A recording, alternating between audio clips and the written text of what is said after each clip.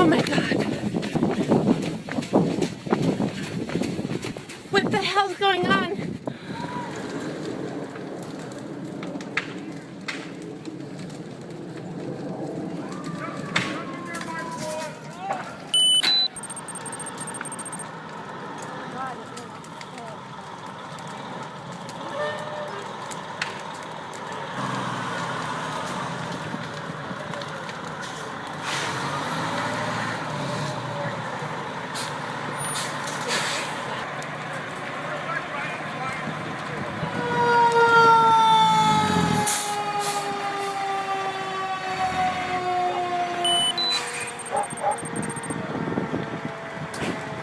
This video just after the home on North Oswego Street went up in flames.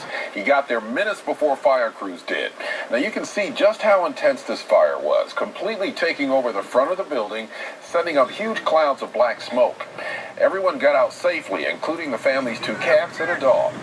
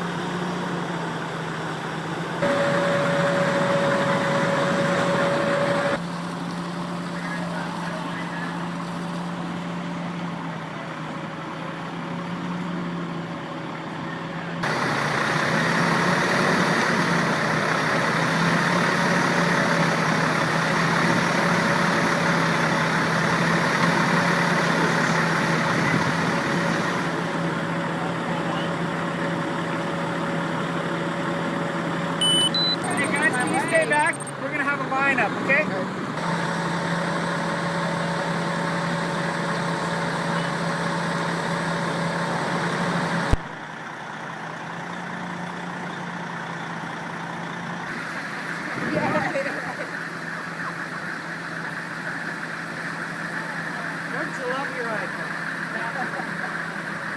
Right, the Red Cross will be helping the family with food, clothing, and a place to stay. Investigators aren't sure yet what caused the fire.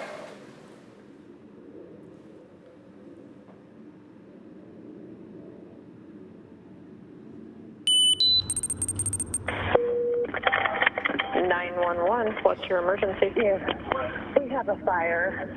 Okay, where?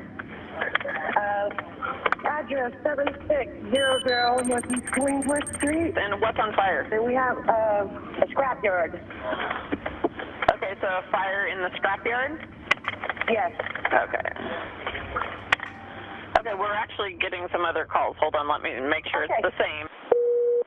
911. Hi, I'm driving on Lombard and 75th, and I noticed there's a big black fire.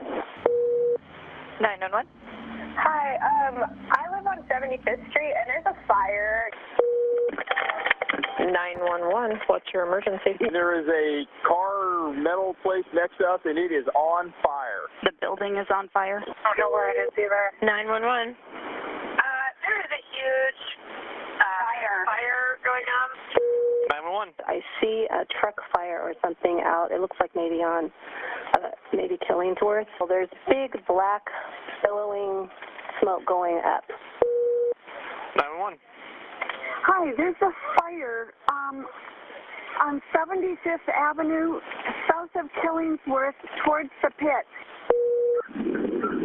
911. Hi, I just want to report... The fire at 75th and Killingsworth?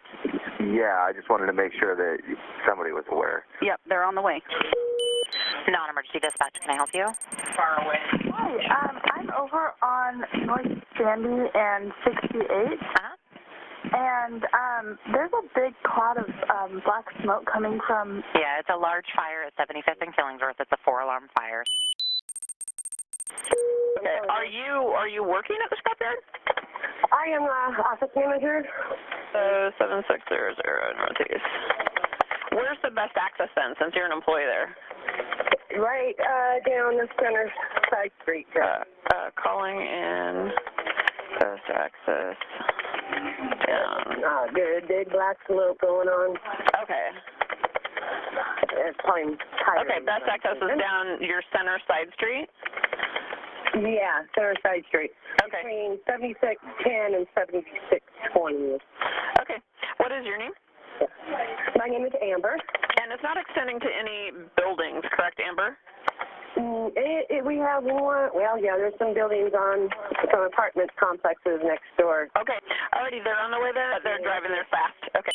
This is Fire Dispatch calling box number 1213. Report of a residential fire northeast 7 to 5 in Killingsworth. It's going to be a house behind Gardner's Meat Market.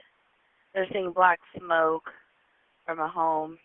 This will be for engine 12, engine 28, engine 2, engine 14, truck 2, truck 8, C4, and C3. Your map is 5098 David, giving you ops 3. Again, report of a residential fire northeast 7 to 5 in Killingsworth. It should be a house behind Gardner's Meat Market. They're seeing black smoke for a couple callers. C4, engine 12, engine 28, engine 2, engine 14, truck 2, truck 8, C4, and C3. Your map is 5098 David, ops 3, 906. Stand by for a second alarm. Fire dispatch calling a second alarm per command. Box number 1213, northeast 7 to 5 in Killingsworth. They've got a 20-foot pile of cars that are burning. C4, engine 7, truck 7, PIO 374, C103, C2, engine 17, engine 11, engine 9, squad 1. We do not have base yet for you, just stage in the area. Your map is 5098 David, ops 3. Once again, command's calling a second alarm. Box number 1213, northeast 7 to 5 in Killingsworth. I don't have an exact address yet in the call for you. It's going to be a 20-foot pile of wrecked cars that are burning. It'll be behind Gardner's Meat, so they want you to stage for now. Engine 12, engine 28, stand by, sorry. Sorry about that. The unit assignment squad 1, engine 7, engine 9, engine 11, engine 17, truck 7, C2, C103, I374, PIO 351. Map is 5098 David, going to ops 3. Stage in the area, there is no base yet, 914. Non-emergency dispatch, can I help you? There's a big cloud of black smoke coming from... Yeah, it's a large fire at 75th and Killingsworth. It's a 4-alarm fire, so you're going to see it for a while. It's really black smoke, lots of it. Okay. They're seeing it all over clear to Oregon City, okay? Thank you. Okay. Bye-bye.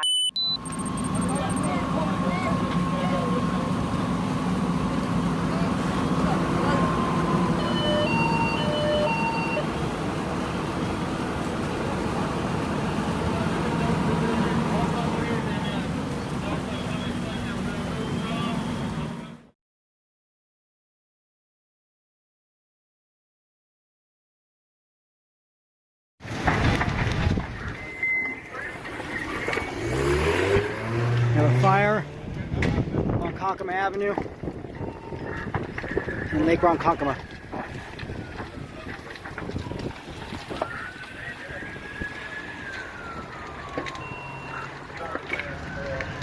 Fire department's just getting here.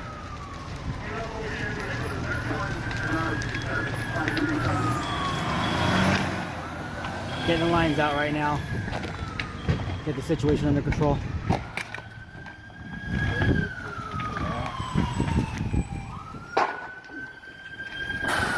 You can feel the heat.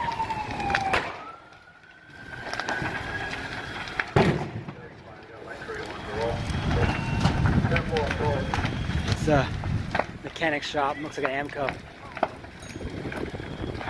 How's the gas tank? I just blew up.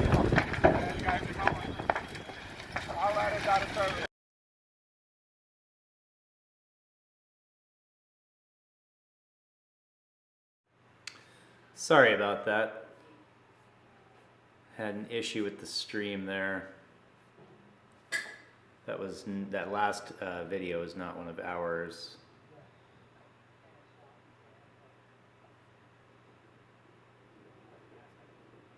Here's a 4-alarm caused by a gas explosion from a construction site. Blew up a 3-story building in downtown Portland at 9:30 in the morning.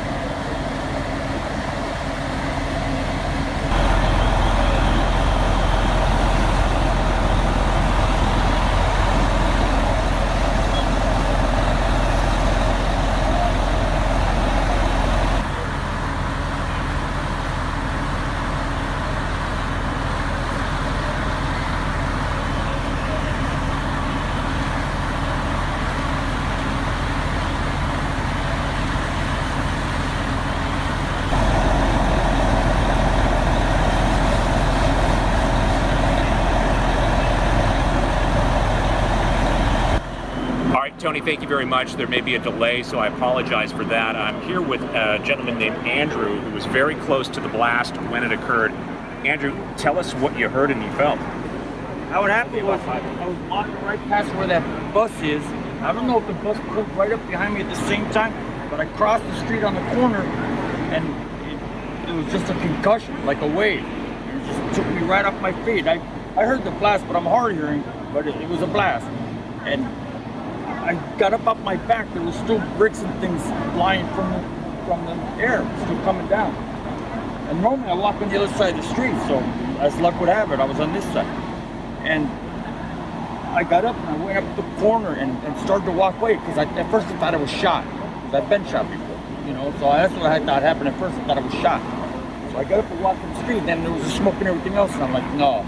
I looked, I wasn't injured anyway, but I was dazed and confused, and I walked back down, there was smoke and fire and everything else. And the odd thing is there was a woman that was right there because apparently beforehand there had been the report at the gas station. There was already people there. And she's walked around here and she was without a scratch on her. She was right there. How does that happen? I have no idea. I tried to talk to her down here, but she's still out and about walking back and forth. That's the one you want to talk to. But hey, by the grace of God, I normally walk on this side of the street. Just so happened I wasn't. Bang. Wow, Andrew, thank you very much. Appreciate it. Yeah, and I was headed to the VA hospital to get my heart medication, right? Oh my gosh. That's where I'm headed, right? Okay, Andrew, thank you very much. So, again, okay, so police are moving through right now. In fact, we'll move out of the way because more emergency crews are trying to make their way in. Yeah, here we have fire recreation. James, if you look at this firefighter right here, the smoke is really the big concern right now. But the smoke, from my vantage point here, has dissipated a great deal. But it's still a concern. I heard it. I was in a building just about 3 blocks away when that large blast occurred, ran out here, and what you're seeing now is what I'm seeing, just a really eerie situation on Northwest 23rd this afternoon. But it's like super smoky. I think the explosion is like a block.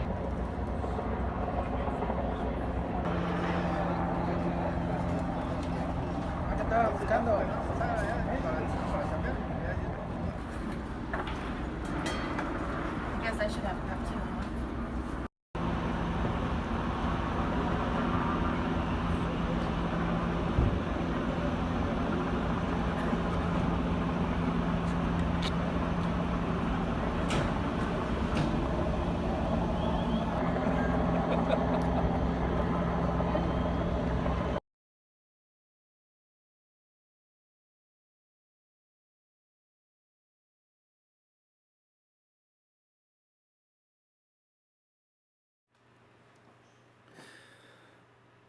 All right, let's see. This next one is the second pre-arrival fire we documented in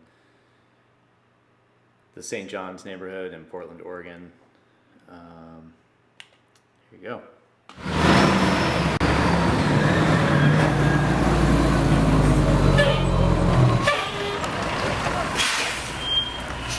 Okay, there you go. The water?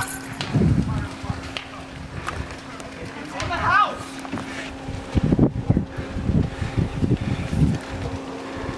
Is everybody out of the house? Yeah. Okay.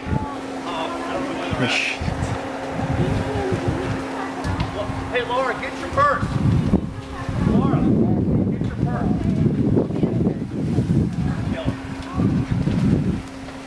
Stay in there! The guy that lives there, he's looking for his dog. He got him, he got him. Okay.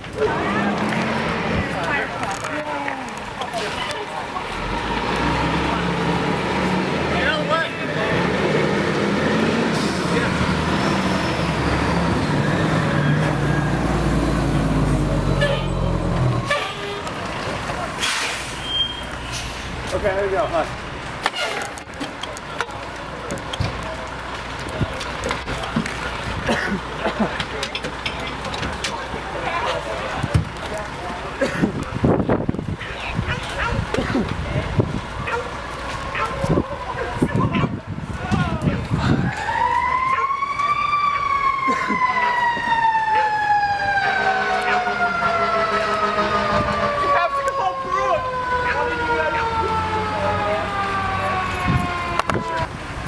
The backyard is bad. It's crawling into the back. It's hitting the garage back here. In my house! In the back! All windows in the back! They're all breaking through! Every fucking window! Can you please call Brooke if you have her number?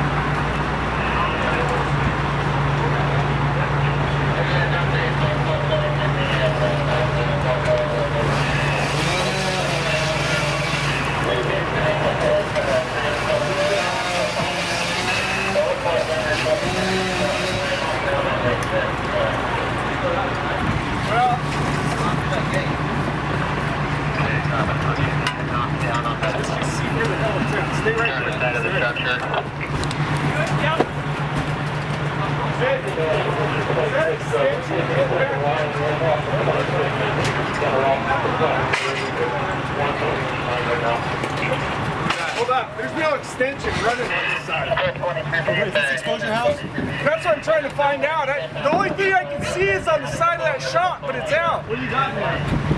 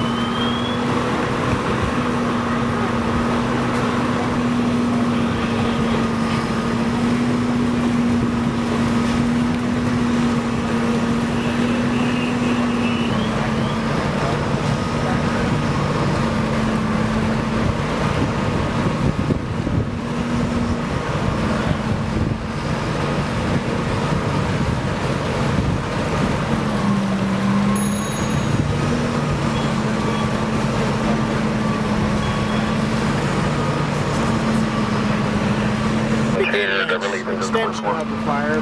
House looks okay, but the shed is short. Okay,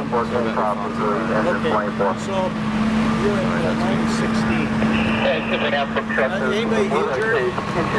How many people are involved in your property? Okay, so you and your son and the pet. That's it? Yeah, my wife, myself, and our dog. Okay, so everybody's accounted for. Did you get some smoke? Or yeah, you want some oxygen? Okay. Okay, let's have him sit down and we'll stay with him.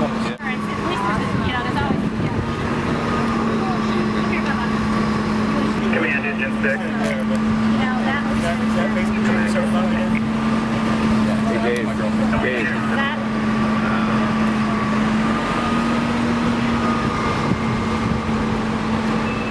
My name is David Coltis, and my son and I were hanging out watching TV, and I noticed a little bit of flames in the back. I went to the back of my house, and my entire backyard bush was on fire. I went, took my son outside, get him safe, came back in, and the entire bush was engulfed in flames. Like they say on the news, it only took not even 30 seconds.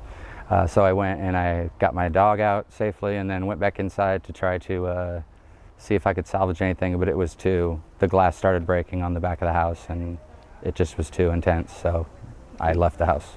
Any idea how it started? I do not have any idea how it started. There's been talk of the neighbor was barbecuing, but other than that, we don't really have any answers. Wow, that's pretty scary.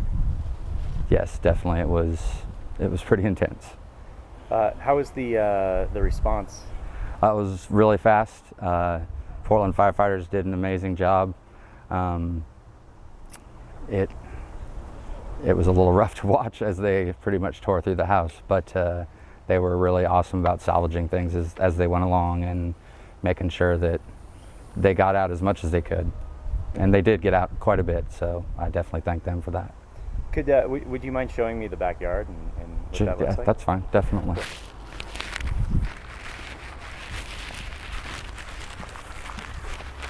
Oh.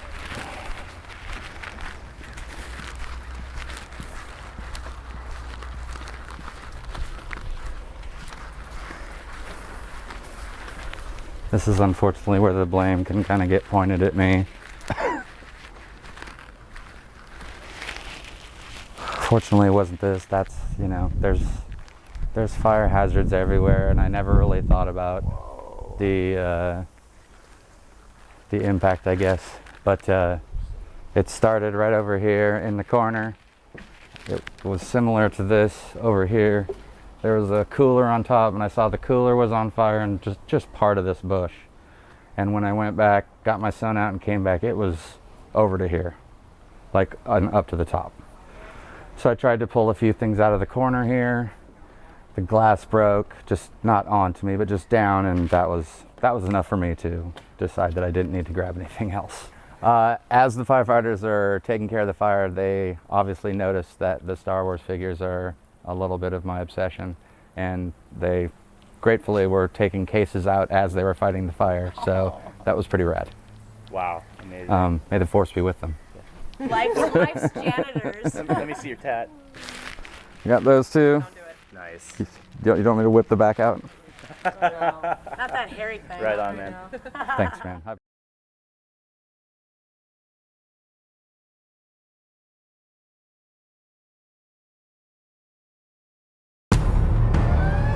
Being a Cowlitz 2 fire and rescue volunteer is one of the most professional positions available.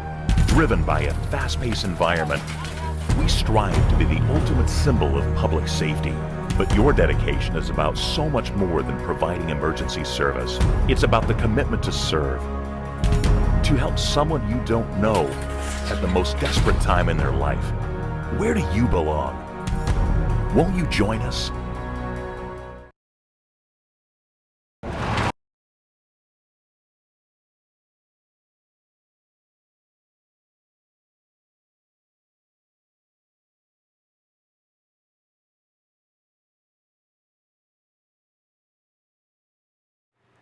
All right, that was a spot we did for a Washington-based department. They were awarded a FEMA grant and needed to make a volunteer recruitment video to go along with their educational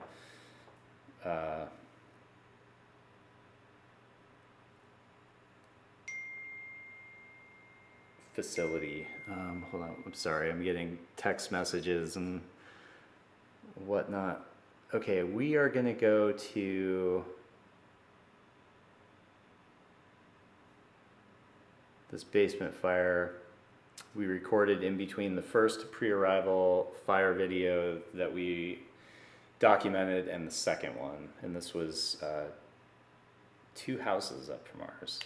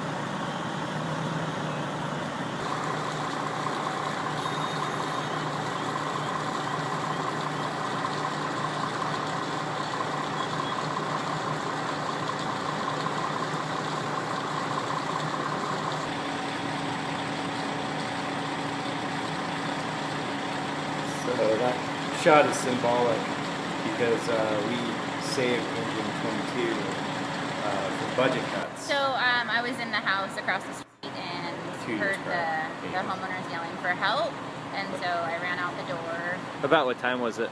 Approximately midnight, just before midnight, and called 911 on my way out, and there was a fire. There was smoke coming from the house.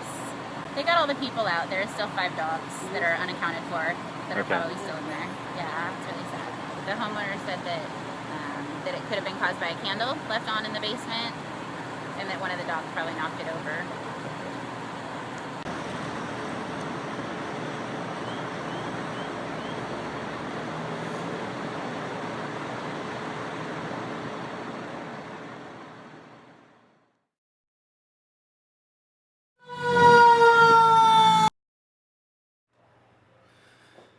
All right, now we're gonna switch over to something a little different.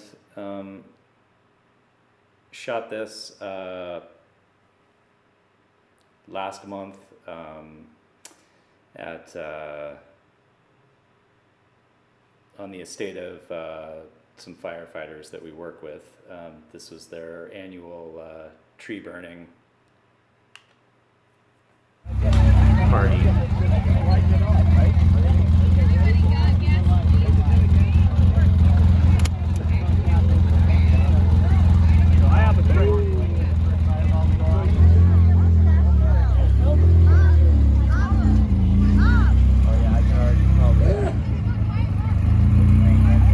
So he had bags of gasoline, diesel, stapled to old pallet boards in the shape of a Christmas tree, and illegal Washington Roman candles mounted in the back of his Polaris.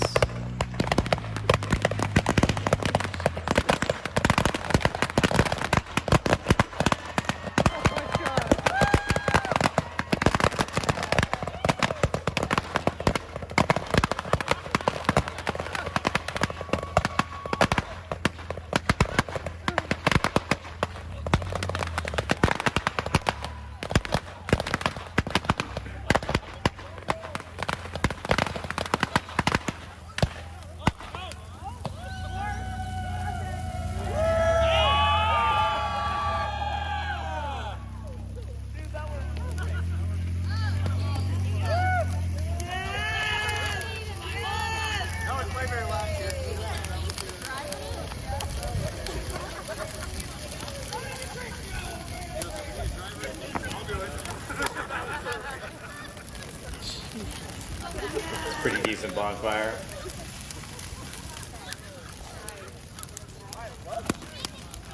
I think he said there were 50 trees in there to start with.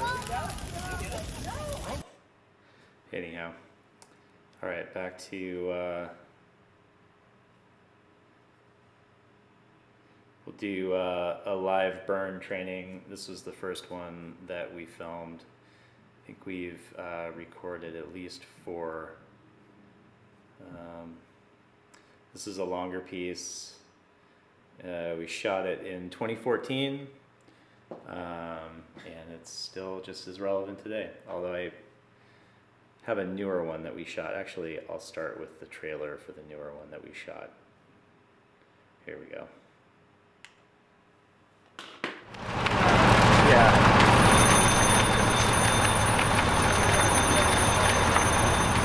Technicians from operations, I have a team at the door ready. You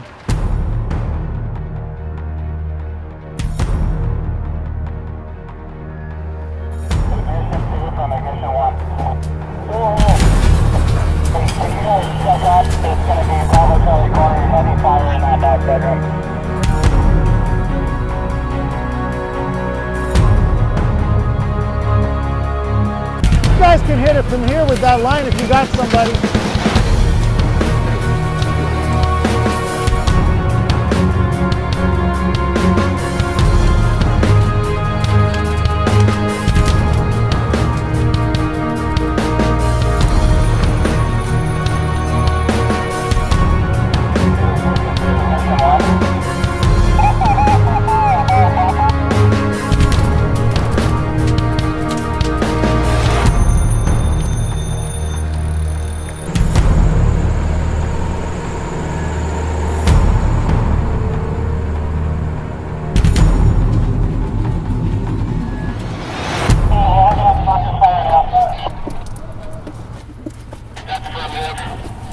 Another day at the office, huh?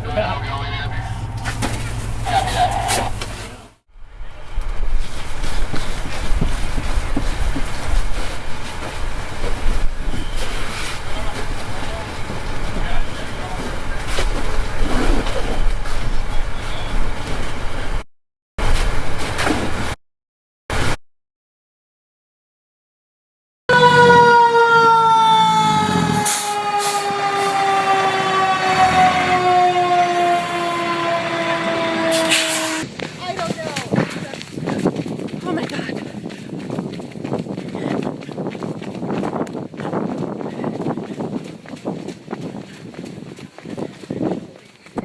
This is the What the hell's going on?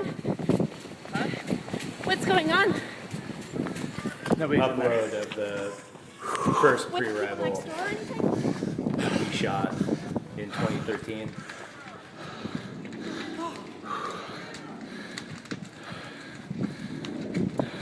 This video What about the has people been next door? viewed over, I think, 3 million times, and used in countless I was just leaving the house. firefighter training courses around the world. It was the 13th pre-arrival video that was uploaded to YouTube, and it was the first one that was shot in HD that was actually like a documented fire.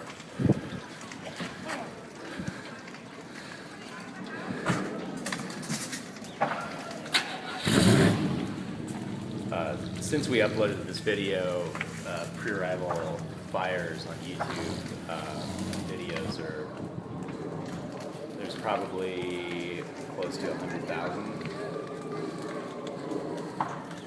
Smoke to breathe.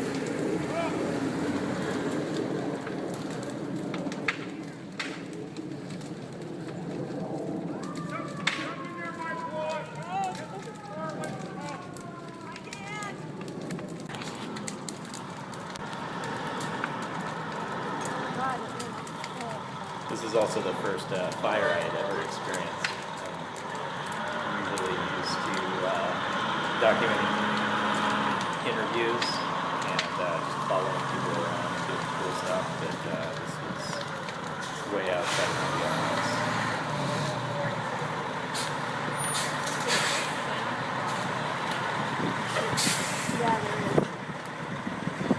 Holy shit, look at that wind. I was concerned that I wasn't supposed to be breathing in smoke.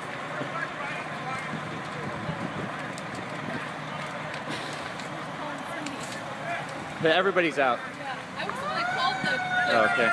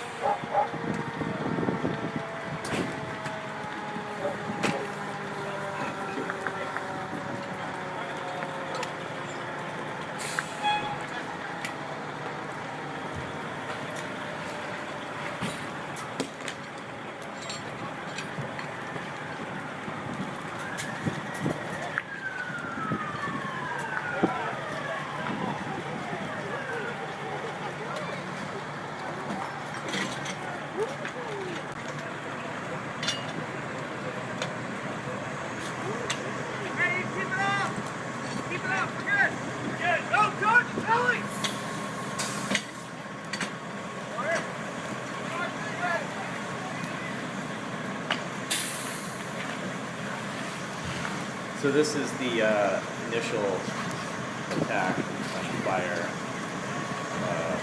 Again, I had no idea what I was recording. I just was extremely fascinated by it and thought that these guys might want to see like how they did and just analyze what happened. I had no idea that it would be so incredibly valuable to countless of like emergency preparedness. Pretty powerful to keep moving.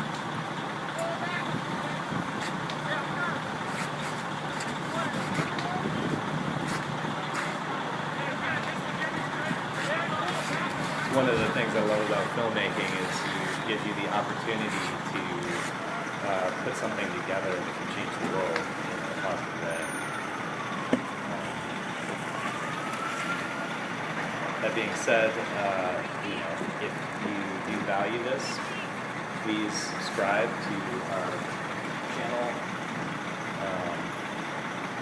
That would definitely help us out.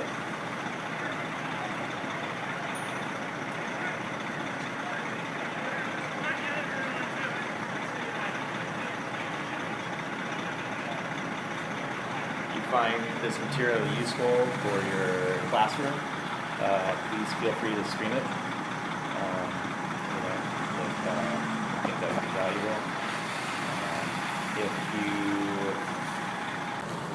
want to use it in any other fashion, you know, send us an email. It's listed in the info field. Hi@integrity.com. Yeah.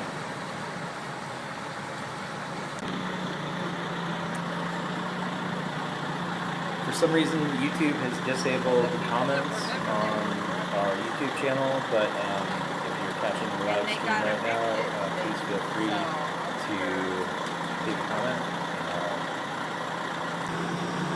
start up a chat with you. Otherwise, if you're in the future and listening to this, send us an email. You can also find us on Instagram.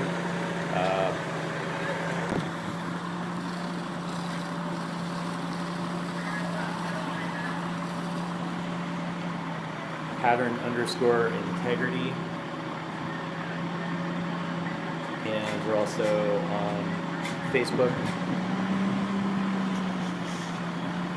High Fire Science, and Pattern Integrity.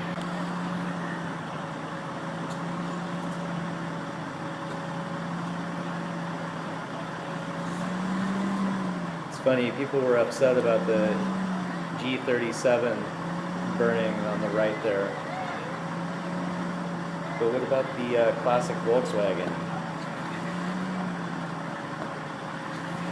You know what? It's a Golf, not a Rabbit.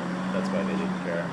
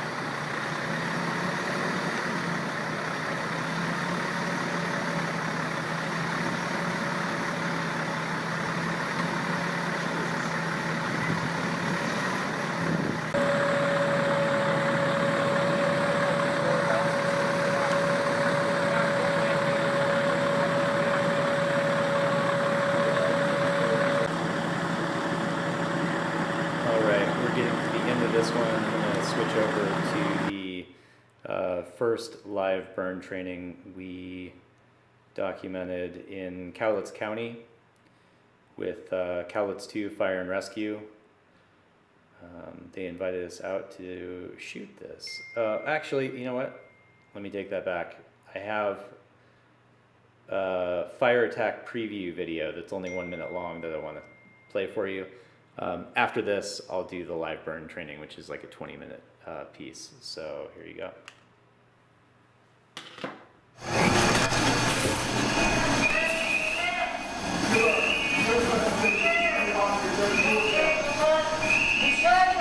At this station, we're learning basic fire attack and hose advancement. Generally what we're doing is teaching the students how to advance the hose without exhausting themselves, the proper way to get the hose in and out of the areas that we need to be, tight spaces. Fire attack, different patterns, why we need to use different types of patterns, how it affects the fire, how it affects our safety, and the pressure of the hose, how it affects their ability to attack the fire. Today we're going to be learning basic hose evolution drills from start to finish, you know, basically from you take the load off the engine, how to bleed it, what to look for, how to really bleed it properly, patterns.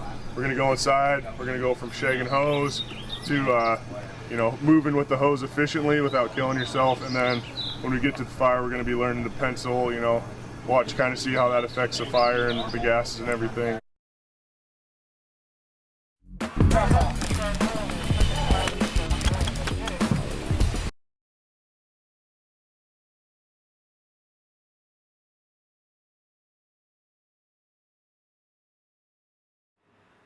Now for the live burn training.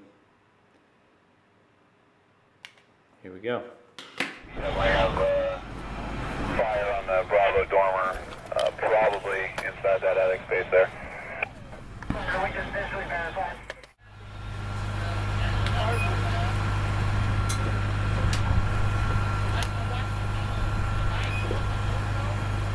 Hi, I'm Kirk Stitch. I'm with Callus 2 Fire and Rescue. I'm a planning section lieutenant. Part of our job is to arrange the training, manage the volunteers that are in the organization. What we've got going here today is a training burn for our most recent academy. And we have our new recruits as well as some of our seasoned firefighters in there helping to train them, kind of get them up to speed and understand what real fire is really like. So we've got Cowlitz County District 6 up in Castle Rock and Cowlitz 2 Fire and Rescue. All together, we have at our department, I think around 60 to 70 volunteers, and we have 30 career staff. Castle Rock, I believe, has 5 career staff, and I'm guessing, but I think around 50 volunteers. So we've got both departments here training on this today. We've got an academy that just wrapped up for new volunteers, and this is kind of their final, if you will, to get some live fire experience. We have quite a few applications to do burns every year, but sometimes they just don't meet the safety standards. We've got to make sure that the house is safe for our firefighters. You know, the floors aren't going to fall through, those kind of things. But when we do have the opportunity, we really like to make use of it. So a lot of our newer firefighters and people right out of the academy, they get to actually get in and get a live burn in a structure fire, which is what we go on most of the time when we do respond to a fire.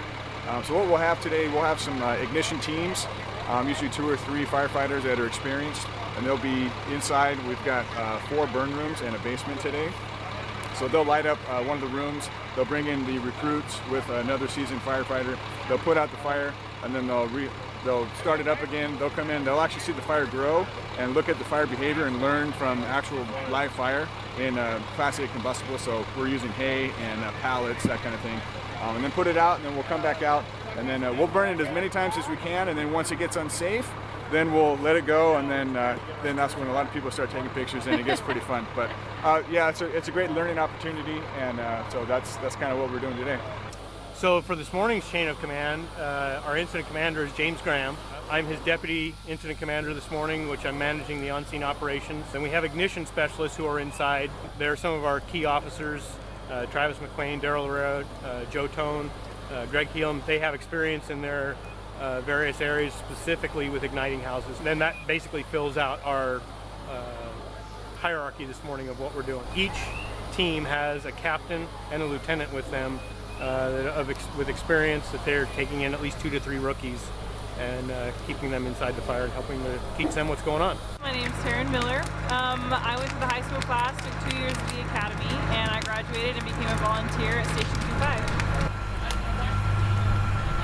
And then Jimmy coming through the dormer on that side too, so if you get aggressive, just be aware of that.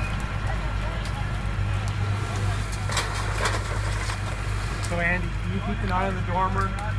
Alright, so upstairs, since it is a higher hazard, it takes longer to get up there. We're actually bringing the crews up with us, and they watch the whole lighting process and see the fire build, and so they have a good idea what they need to do to put it out. When we're downstairs, we're actually going to let it build without them seeing it, and they'll be going into a black environment, have to find the fire and put it out. But since it takes a while to get up the stairs with low visibility, we want them up there already so they can see what they've got to put out, and we've got an element of safety in there. The first stage of that, and that is a controlled environment where we have a lot of backup lines already in place that we can deal with it if it gets out of control. So you get used to this kind of stuff, and then before you know it, you're just responding to 911 calls, and you've got to deal with an environment you've never seen. You've never seen where the stairs are, where access and egress is, and you've got to do all that as we do a walk around of the structure, see what we need to do, where the fire is, and then go put it out. Where the difference is here, everybody's gone through this structure, and they know what to expect. They know where the stairs are, They know where the ladders are set up if they have to bail out. So it's like, it's a baby step, but it's still the real conditions up there for sure. They'll feel the heat, and there's zero visibility. I mean, you can see how black the smoke is in there. You can't see your hand in front of your face. So it's by feel and by experience that you find the fire. On a fire ground, this is what we consider when we see the orange tarp. It's our sacred stuff. We don't touch it. It's not used for a primary fire attack. It's all tools that are set up for a RIT team, a rapid intervention team, for if a firefighter goes down or they get trapped, they get in a bad spot. That's going to be our job as almost a backup team to go in and help mitigate that hazard, to try to get them out of harm's way and get them out. So we have tools set out that are going to be just used by us, and everybody knows that. So we've got everything here. We've got saws, extra bottles, rope lines, axes, just about anything that you need to force your way into a building or make new holes in walls to get your ways in and out. So if something goes down, we're all five of us will be the RIT team. We'll be the ones taking care of the hazard, taking care of whatever needs to be taken care of. We have actually two jurisdictions. We have Trevor Thayer and Mr. Rink from Castle Rock, and then we have Tristan Weaver, who is operating the other tender. This is a portable water tank we use for if we're out like in rural areas where there's no hydrants or water supply. Each tender has approximately 1,800 to 3,000 gallons of water, and they'll come in. This is piped into the engine with an attack line, and when this starts getting low, we do what's called tender shuttles. So we'll typically have 2 to 3 tenders running, and they'll just continually fill this tank up.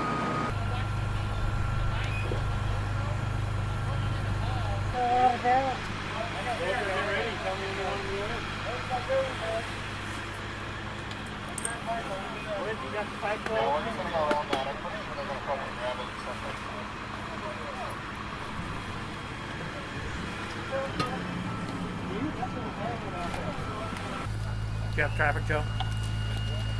From Team 3, Ignition is trying to call you. Hey, command, at this time we're lighting the bathroom, Charlie side. Team 6 is at the Alpha side entry as an attack. The entire first 6 will be making entry. Copy that. Lighting in the bathroom, Team 6 making entry.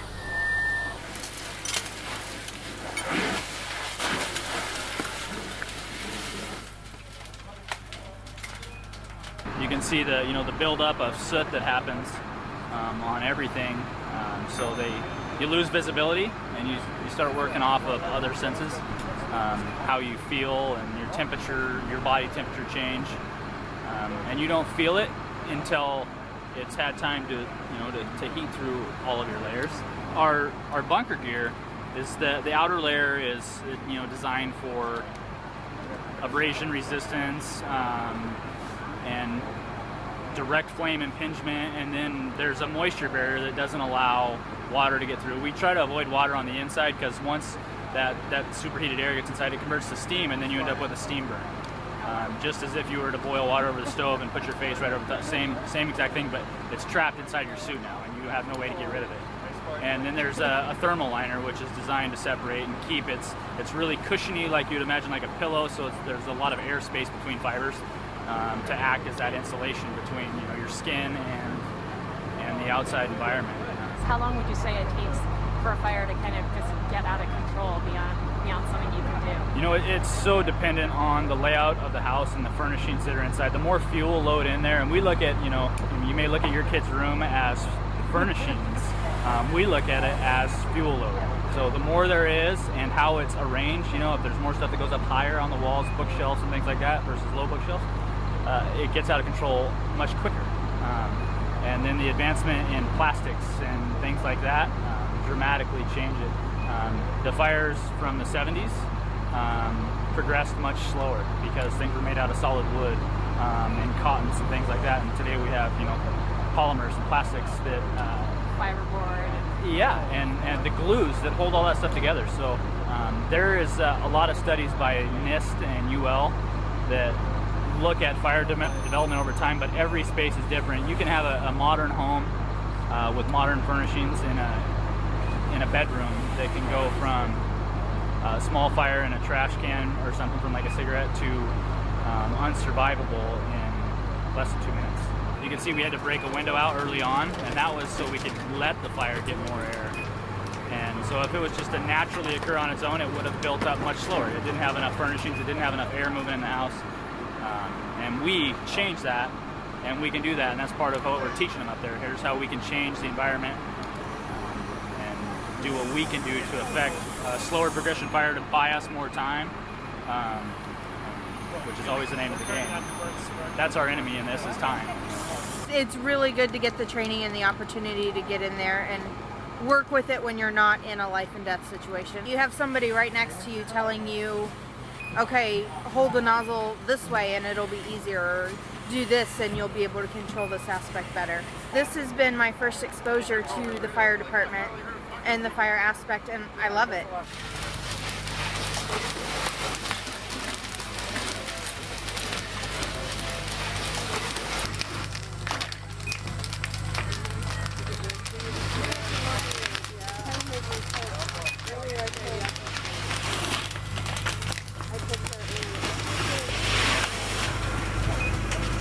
Obviously, when we have fire, we have a lot of heat and the risk for spread of fire. So our job as an exposure crew is to protect other items that may catch fire. For instance, this trailer house or this small garage. We'll watch for signs of embers, things flying around that may start a fire, or the heat transfer that would ignite on a fire. So we need to stay observant and ready to act. And we'll also monitor our radio in case somebody else spots any exposure concerns, and they would direct us to that.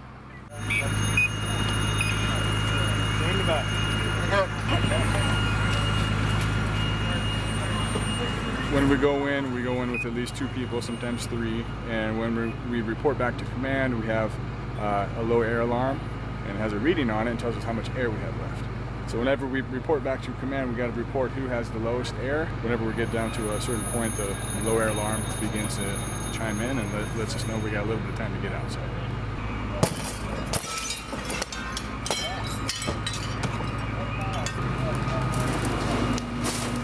Oh.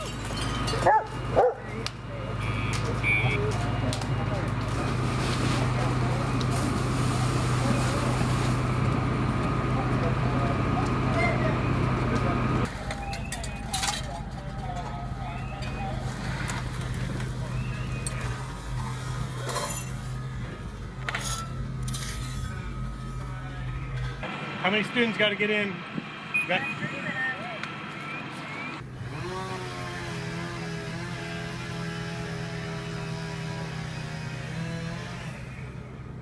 We have an attic fire right now, and the crew up there is going through and taking and removing some of the ceiling, and so they can access that roof deck.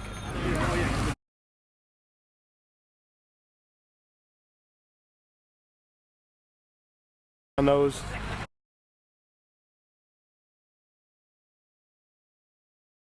So we're going to finish up. We've got at least one more rotation of people who haven't been in the building this morning. Then we're going to begin to build fires even bigger and put some of our more experienced firefighters on those so they can get to experience as well.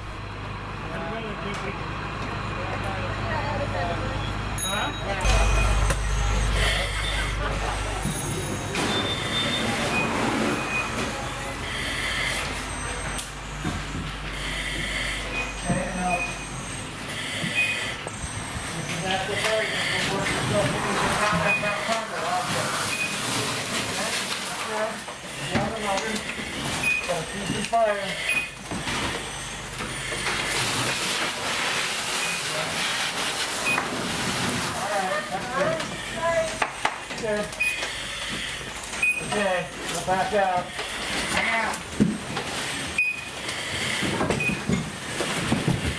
Stay with your nozzle.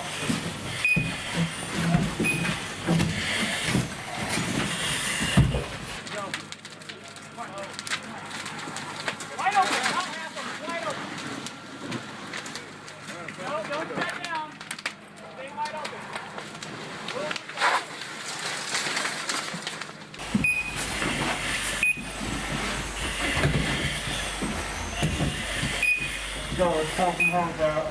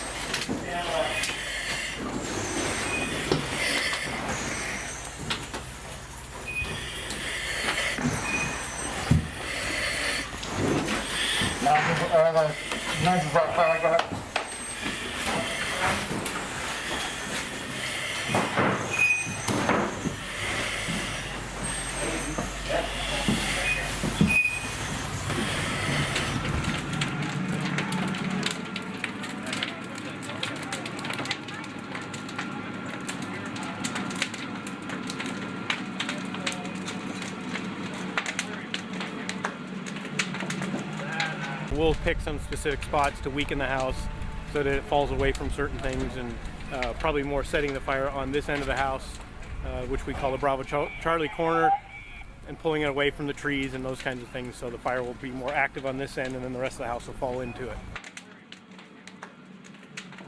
I think Taryn wants to be on the hose line. This is the last group of the Academy people, and they're going to go in, and once that fire gets put out a couple times, we're going to let it go. Okay, 30 seconds. Go.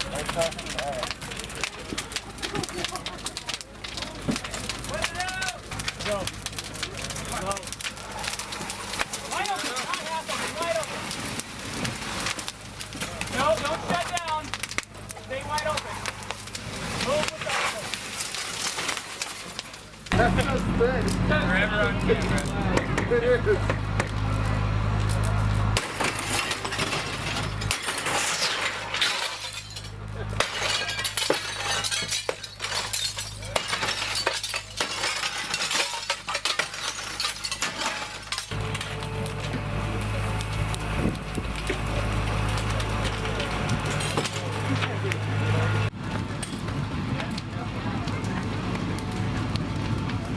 We've got all the crews through, no injuries, so that's actually the best thing that we could have had happen in this situation. Got very good training, and now we're going to wrap up the lines and get all the stuff out of the way, and we're just going to let the structure burn down in the way it was set up to burn down.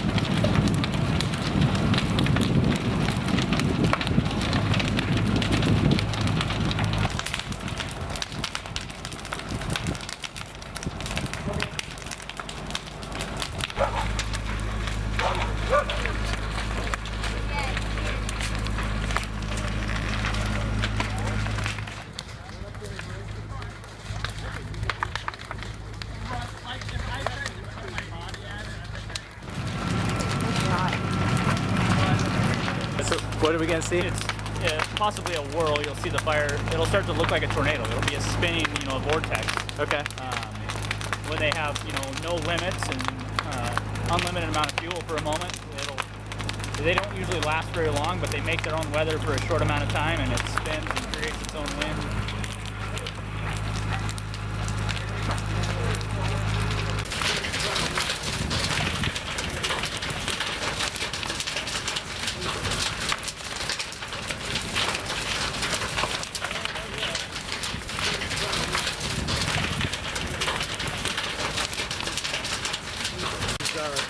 Firefighter's nightmare right there is basement fires.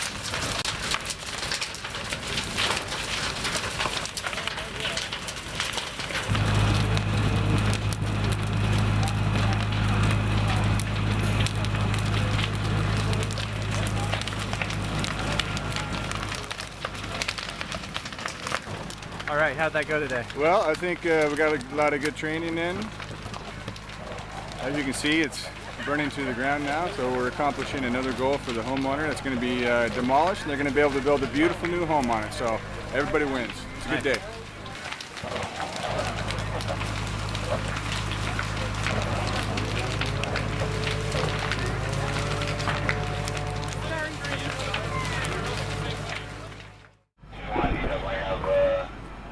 Fire on the Bravo dormer, probably inside that attic space there.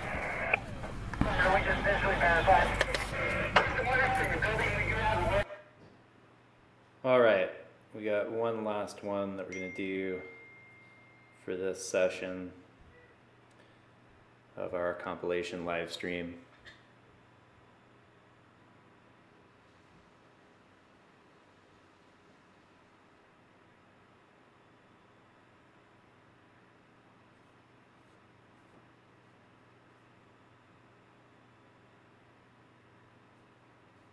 Okay, this is the 5-alarm auto wrecking yard fire in Northeast Portland that we recorded. Just a quick backstory for it. We were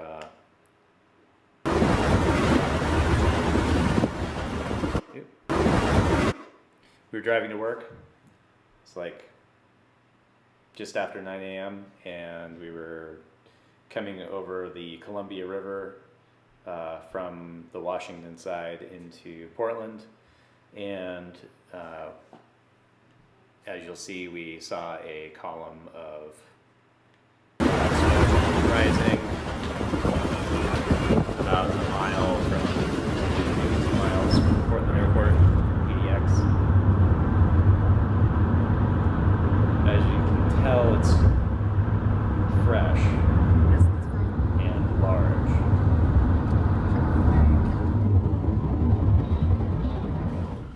Pretty scary scene to be on. We had no idea what we were getting ourselves into. We were heading to it.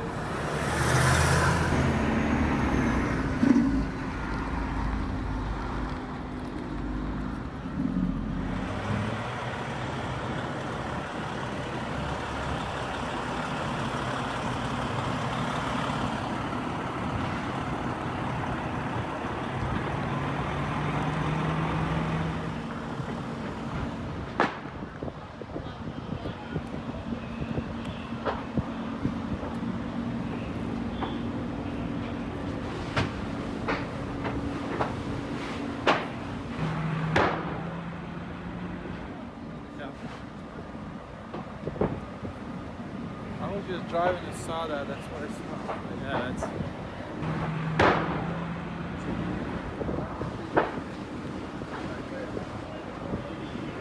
You guys know what this is?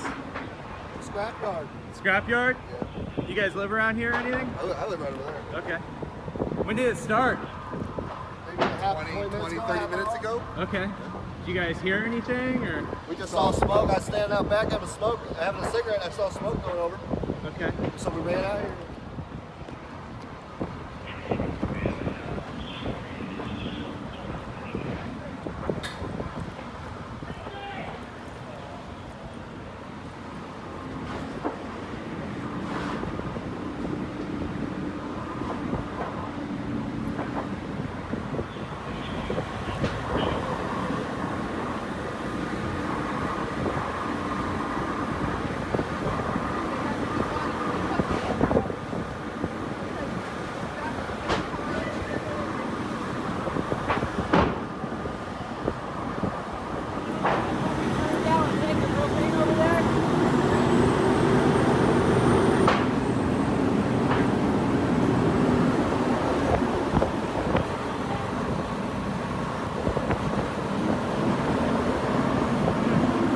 Do we have any crew from the Reddit Fire Department currently online?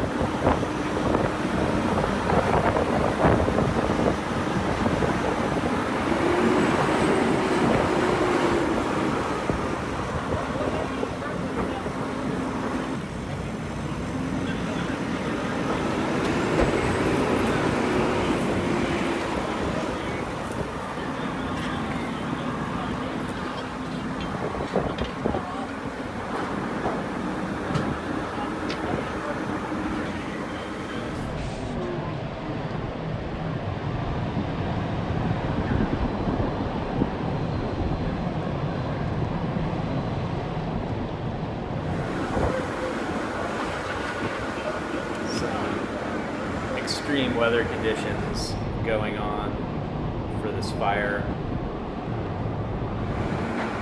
Wind was coming out of the Columbia River Gorge between 25 and 40 miles an hour. So it's just blasting the smoke, which was also extreme because it was wrecking yards, cars, tires, all sorts of other automobile materials on fire. You can hear the batteries blowing up, gas tanks exploding.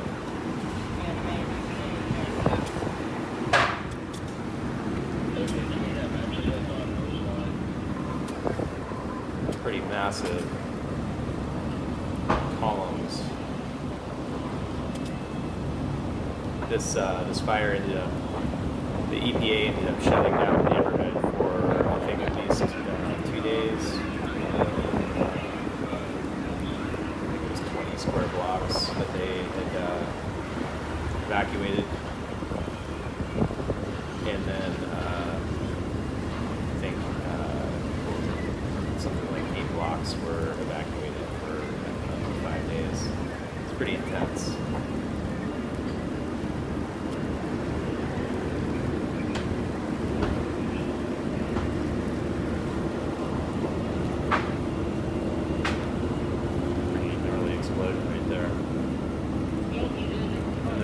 This next part coming up is kind of like a scene out of War of the Worlds. It's completely under the smoke, and of course we have the sun in the background. Pretty low in the sky still. Totally clear out.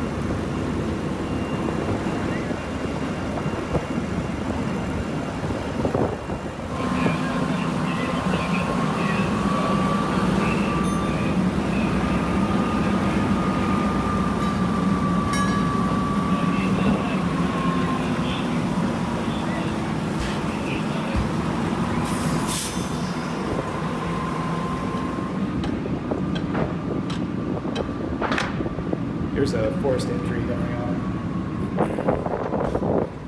clearing out the units across the street. Directly across the street from that unit goes another set of apartment complexes that were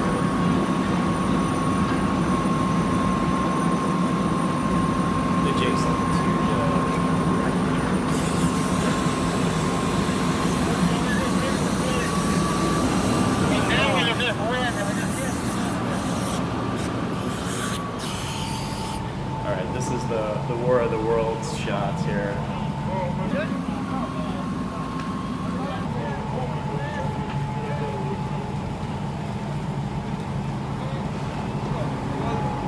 Just add cinematic trailer music.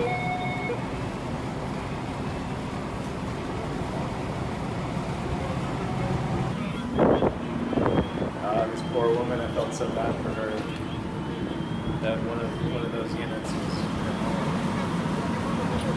one of the really difficult parts about documenting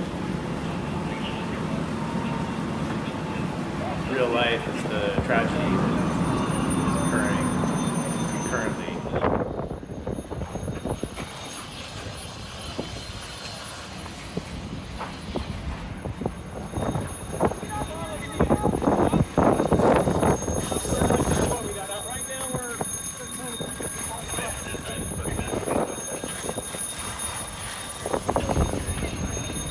Look at the wind whipping through here. It's gonna start picking up.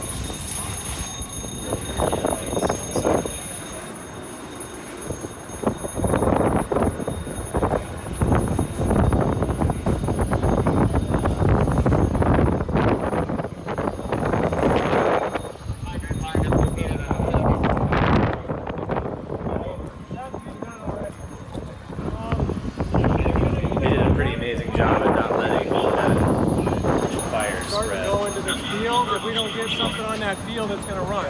Base real good.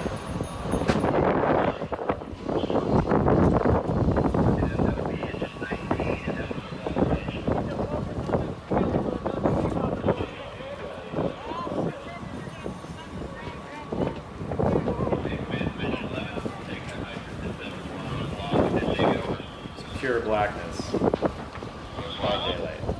I mean, it's nothing compared to what Australia experienced. Move all the way out of the smoke, guys. In the last month or so. Coming in here. So, if you keep everybody Scary nonetheless. coming in this direction, please move.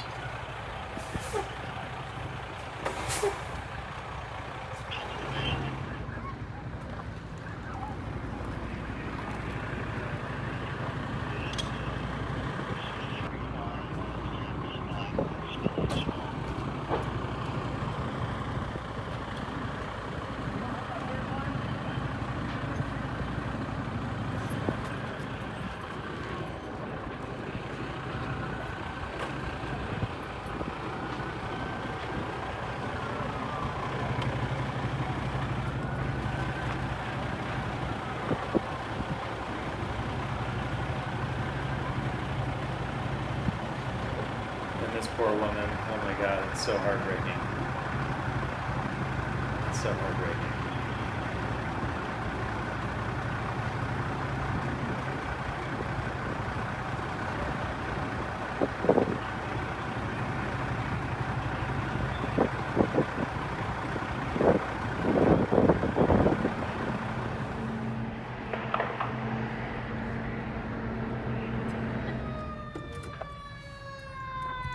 This is footage of us leaving the scene.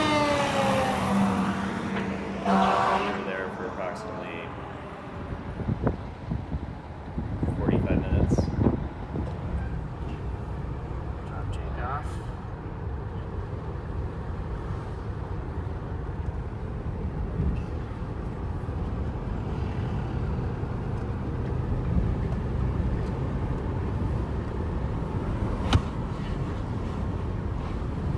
So you should call Kate.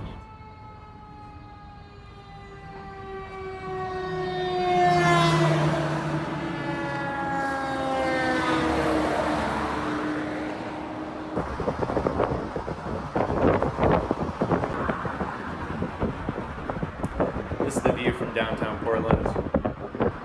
An hour afterwards.